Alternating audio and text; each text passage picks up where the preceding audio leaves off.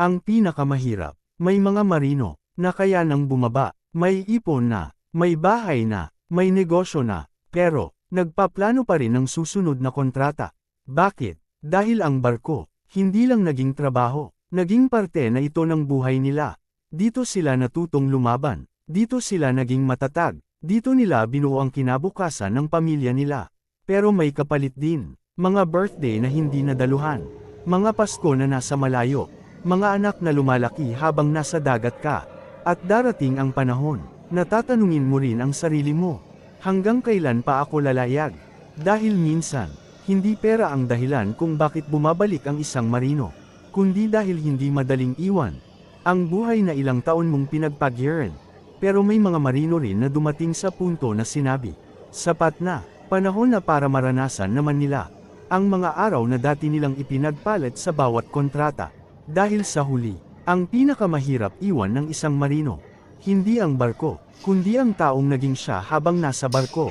Ikaw, kung sapat na ang ipon mo para mabuhay ng maayos, titigil ka na ba, o maglalayag ka pa rin? Kung may marino kang kakilala na dumaan sa ganitong yugto, baka gusto mong share ito sa kanya. Kung nakarelate ka sa kwentong ito, baka isa ito sa mga post na mapapalike ka. At para sa mas marami pang totoong kwento tungkol sa buhay marino, do subscribe na para hindi ka mahuli sa kwentong buhay barko. Maraming salamat. May mga marinong kaya nang tumigil, pero bumabalik pa rin sa barko. Bakit? Ang pinakamahirap iwan ng isang marino ay hindi lang ang barko. May mga marino, na kaya nang bumaba, may ipon na, may bahay na, may negosyo na, pero, nagpaplano pa rin ng susunod na kontrata. Bakit? Dahil ang barko, hindi lang naging trabaho, naging parte na ito ng buhay nila. Dito sila natutong lumaban, dito sila naging matatag, dito nila binuo ang kinabukasan ng pamilya nila. Pero may kapalit din, mga birthday na hindi nadaluhan, mga Pasko na nasa malayo, mga anak na lumalaki habang nasa dagat ka. At darating ang panahon, na tatanungin mo rin ang sarili mo, hanggang kailan pa ako lalayag? Dahil minsan, hindi pera ang dahilan kung bakit bumabalik ang isang marino, kundi dahil hindi madaling iwan ang buhay na ilang taon mong pinagpaghiran. Pero may mga marino rin na dumating sa punto na sinabi, sapat na, panahon na para maranasan naman nila ang mga araw na dati nilang ipinagpalit sa bawat kontrata. Dahil sa huli, ang pinakamahirap iwan ng isang marino, hindi ang barko, kundi ang taong naging siya habang nasa barko. Ikaw, kung sapat na ang ipon mo para mabuhay ng maayos, titigil ka na ba, o maglalayag ka pa rin? Kung may marino kang kakilala na dumaan sa ganitong yugto, baka gusto mong share ito sa kanya. Kung nakarelate ka sa kwentong ito, baka isa ito sa mga post na mapapalike ka. At para sa mas marami pang totoong kwento tungkol sa buhay marino, do subscribe na para hindi ka mahuli sa kwentong buhay barko. Maraming salamat. May mga marinong kaya nang tumigil, pero bumabalik pa rin sa barko. Bakit?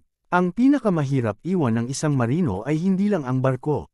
May mga marino, na kaya nang bumaba, may ipon na, may bahay na, may negosyo na, pero, nagpaplano pa rin ng susunod na kontrata. Bakit? Dahil ang barko, hindi lang naging trabaho, naging parte na ito ng buhay nila. Dito sila natutong lumaban, dito sila naging matatag, dito nila binuo ang kinabukasan ng pamilya nila.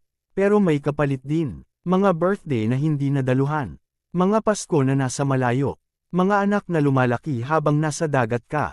At darating ang panahon, na tatanungin mo rin ang sarili mo, hanggang kailan pa ako lalayag? Dahil minsan, hindi pera ang dahilan kung bakit bumabalik ang isang marino, kundi dahil hindi madaling iwan ang buhay na ilang taon mong pinagpaghiran. Pero may mga marino rin na dumating sa punto na sinabi, sapat na, panahon na para maranasan naman nila ang mga araw na dati nilang ipinagpalit sa bawat kontrata. Dahil sa huli, ang pinakamahirap iwan ng isang marino, hindi ang barko, kundi ang taong naging siya habang nasa barko. Ikaw, kung sapat na ang ipon mo para mabuhay ng maayos, titigil ka na ba, o maglalayag ka pa rin? Kung may marino kang kakilala na dumaan sa ganitong yugto, baka gusto mong share ito sa kanya.